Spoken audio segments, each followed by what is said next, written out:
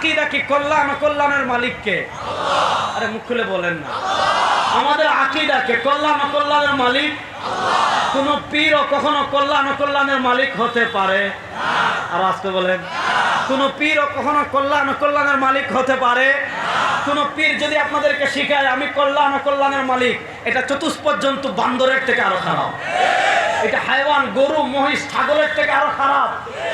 মনোযোগ দিয়ে বুঝেন, আমাদের আকীদা, আমাদের বিশ্বাস, আমাদের আহলুস সুন্নাহ ওয়াল জামাতের আকীদা হলো দুনিয়ার যত কল্যাণ কল্যাণ, সব কল্যাণ কল্যাণের মালিক একমাত্র আল্লাহ। আরে আল্লাহ নামটা জুড়ে বলেন না। আপনাদের সবাই লামাজাবি ভাইরাসে ধরছে না, যে লামাজাবিরা বলে আল্লাহর নাম জুড়ে জিকির করা যাবে না। আমি সব জায়গায় বলি আল্লাহর নাম জুড়ে জিকির করা যাবে। তোমার কত দলিল লাগবে? রেজাউল করিম আবরারের কাছে আসো, দলিল দিয়ে কবর দিয়ে দিব ইনশাআল্লাহ। তাহলে বলেন আমাদের আকীদা মঙ্গল অমঙ্গলের মালিক একমাত্র আল্লাহ। মঙ্গল অমঙ্গলের মালিক একমাত্র আল্লাহ। পহেলা বৈশাখের মঙ্গল শোভাযাত্রা কখনো মঙ্গল অমঙ্গলের মালিক হতে পারে না। খাজা বাবা কখনো মঙ্গল অমঙ্গলের মালিক হতে পারেন? কোন পীর কখনো মঙ্গল অমঙ্গলের মালিক হতে পারেন? কোন শায়েখ কখনো মঙ্গল অমঙ্গলের মালিক হতে পারেন? আল্লাহ পবিত্র কোরআনে বলেছেন তার হাবিবকে, কুল, ও আমার হাবিব, আপনি দুনিয়ার সব মানুষদেরকে বলে দিন, লা আমলিকু, আমি মালিক নই। কি মালিক নই? লিনাফসি, আমার নিজের। কিসের মালিক নই? নফআন, উপকারে, ওয়ালা দাররান, কিংবা ক্ষতি।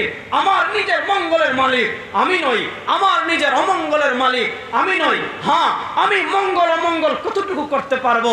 আল্লাহ রাব্বুল ইজ্জত ওয়াল জালাল পবিত্র কোরআনে বলেছেন, ইল্লা মাশাআল্লাহ, ইল্লা মাশাআল্লাহ, ইল্লা মাশাআল্লাহ।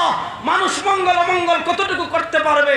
যতটুকু তাকদিরে লিখে রেখেছেন কে? আল্লাহ। জুড়ে বলেন আল্লাহ। যতটুকু তাকদিরে লিখে রেখেছেন কে?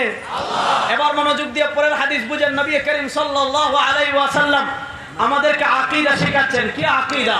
বড় চমৎকার আকীদা।